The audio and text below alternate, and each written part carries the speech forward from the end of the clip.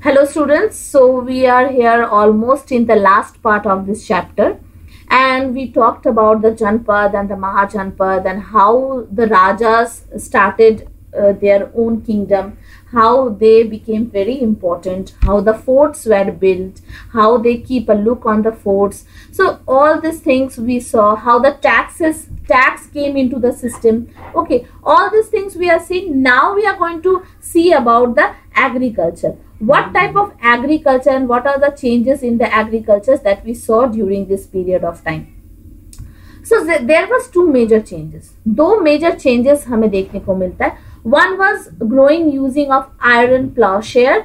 It means they have heavy clay soil could be turned over better than in the wooden plowshare. जो हमारे मिट्टी में काम करने वाले जो इरिगेशन के टाइम पे काम आता है वो है द प्लाउशेयर. एंड उससे क्या होता है कि हम लोग आज तक क्या करते थे, लकड़ी का यूज कर रहे थे, जो क्या है टूट जाती थी, कभी कभी वो खराब हो जाती थी. लेकिन अभी इनके दिमाग में आया क्यों ना हम आयरन से ये बनाते हैं. जैसे एक्स बनाया गया, कुल्हाड़ी बनाएगी, अब मिट्टी को खोदने के लिए प्लाव बनाया गया. ठीक है. Second, people begin transplanting paddy. मतलब अभी पैडी मतलब क्या होता है, पैडी का मतलब होता है राइस फील्ड बनाने लगे. राइस फील्ड बहुत ज्यादा इंपॉर्टेंट बन गया. Rice became a staple food of all over in the nation. Okay, this means that instead of scattering seed on the ground, which people plant, would sprout saplings were grown and they planted in the fields. मतलब अभी सिर्फ अलग अलग जगह पे agriculture ही नहीं, अभी plantation भी करने लगे. मतलब ट्रीज प्लांट करने लगे. प्लांटेशन के ऊपर भी उनका बहुत ज्यादा ध्यान गया. Okay, next is this led to increase in production as many as plants survived. However, it back-breaking work. Generally, slave men and women, dasa and dasi and landless agricultural laborers had to do this work. तो ज्यादातर देखा गया है दासा और दासी और इसके लैंडलेस लेबर जिसको हम कर्मकारर्स कहते हैं, ये जो लो प्रोफाइल के या फिर लो जाति के लोग थे, इनको ये सारे काम में प्लांटेशन के काम में इंक्लूड किया जाता. Next, a very closer look to Magadh. Magadh बन गया सबसे इंपॉर्टेंट सिटी ये सब कॉन्टिनेंट का. So Magadh became an very important Mahajanapada about 200 years ago. Mahajanapada मतलब बहुत बड़ा सिटी बन गया.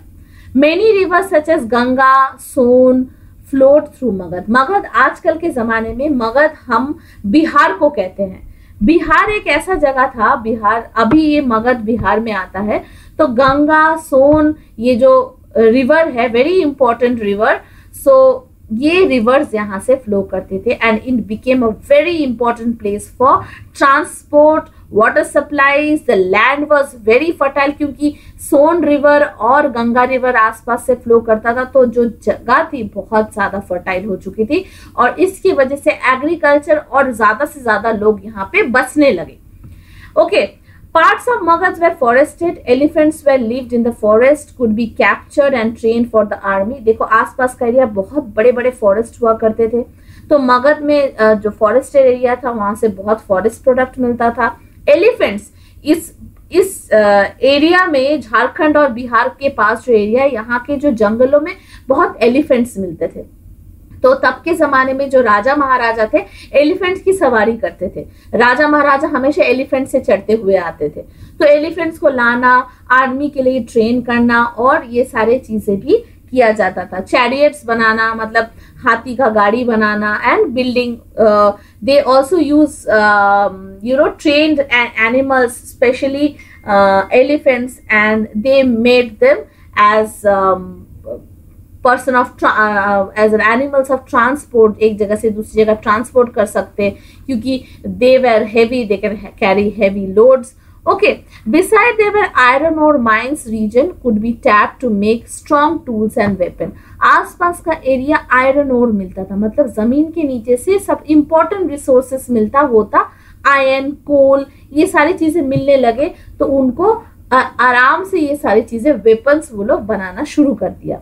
Magad had two very powerful rulers, Bimbisara and Ajatsattu, who used to be possible means to conquer the Janpads. Mahapadma Nanda was another important ruler. He extended his control up to the northwest part of the subcontinent. Rajagriha, present-day Rajgir in Bihar, was a capital of Magad for several years. ये कुछ important rulers थे महाजनपद के, जहां पे बताया गया है राजगीर, आज अभी इसका राजगीर नाम है प्रेजेंट डे, तब था राजागृह, और राजागृह का नाम राजगीर में चेंज हो गया है, तब मगध का कैपिटल था बहुत सालों तक. Later capital was shifted to Pataliputra.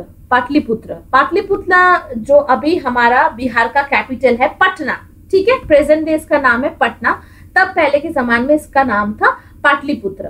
So more than 200 years ago, ruler named Alexander, who lived in Macedonia in Europe, wanted to become a world conqueror. वो Alexander पूरा वर्ल्ड को जीतने निकले थे, मैसेडोनिया यूरोप में रहने वाला, और पूरे वर्ल्ड को जीतने निकला था. Of course, he didn't conquer the world, but he conquered parts of Egypt and West Asia. Of course, इतना बड़ा एक इंसान पूरे वर्ल्ड को तो जीत नहीं सकता, लेकिन हाँ, उसने इजिप्ट और एशिया के काफी पार्ट तक उसने बहुत अपना राज्य चलाया था.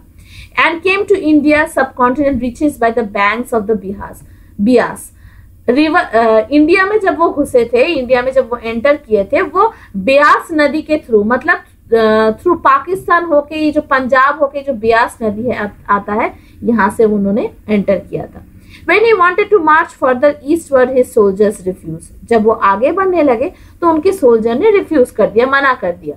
They were scared as they heard that the rulers of India has vast armies of foot soldiers and chariot of elephants. उन्होंने क्या कहा, उनके सोल्जर्स डर गए और बोले कि इंडिया में बहुत बड़े बड़े राजा हैं और बहुत बड़े बड़े रूलर्स हैं जिनके पास बहुत बड़ा आर्मी है और उनके पास घुड़सवार और एलिफेंट भी है. तो इसकी वजह से ये डरने लगे और वो चीज वहां पे बंद हो गया. सो उनको वापस जाना पड़ा. सो ये था हमारा नेक्स्ट टॉपिक. ये नेक्स्ट टॉपिक है closure look to Vaji. Okay, ये भी हम देखेंगे अभी. सो this is the last last topic that we are seeing, a closer look to Baji. Now what is Baji? We saw about Magad. Now how Baji is also an important place. While Magad became a powerful kingdom, Baji with its capital at Vaishali, Bihar, was under different form of government known as Gana or Sangha. ये कैसा क्या थी चीज था, ये तो जनपद और महाजनपद देख रहे थे अब तक हम, ये था जना और संघा. इन जना और संघा there were not one but many rulers. Sometimes even when thousands of men ruled together, each of one known as Raja. This Raja performed rituals together. They also met in assemblies and decided what could be done and how. Those discussions and debated. For example, if they were attacked by an enemy, they meet to discuss what could be done to meet the threat. However, women, dasa and karmakaras could not participate in this assembly. जना मतलब group of people, group of member जो एक साथ रहते थे, एक association. संघा मतलब एक एसोसिएशन चलाते थे. ये कोई भी राजा हो, एक साथ बहुत सारे राजा मिलके ये डिसाइड करते थे कि अगर कोई दुश्मनों ने उस पे ऊपर थ्रेट किया या फिर उस पे हमला किया तो वो कैसे काम करने वाले हैं, ये वो साथ में मिलके सोचते थे. Both next is both Buddha and Mahavira. You will read in the next chapter about Buddha and Mahavira belong to Janas and Sanghas. Some of the most vivid description and life of Sanghas can be found in Buddhist books. ठीक है, तो ये जो चीजें हैं अजात शत्रु and बाजीज, ये कैसे करके, ये आपको खुद को पढ़ के थोड़ा देखना पड़ेगा. ठीक है, मैं सारी चीजें एक्सप्लेन नहीं कर दूंगी. You have to read the book. Okay, you will read all this and I will tell you. Next is Rajas of the powerful kingdoms tried to conquer Sanghas. Nevertheless, this lasted for a very long time till 1500 years ago, when the last of the Gana Sanghas were conquered by Gupta rulers, about whom you will read in the chapter 10. So last हम देख रहे हैं इसी के बारे में कि Gupta rulers आए और ये जो संघा को है इसको कॉन्कर कर लिया, और बाकी की जो चीजें हैं ये गुप्ता एंड समुद्रगुप्ता एंड बाकी जो सारे रूलर्स हैं उनके बारे में हम नेक्स्ट चैप्टर में पढ़ेंगे. Okay, so this is the end of the chapter. You have to do the question answers by your own. Then I will tell you the rest of the question answers and I will give you all the question answers afterwards. But first you have to find out by your own. Okay. So up to here, and take care of yourself and goodbye.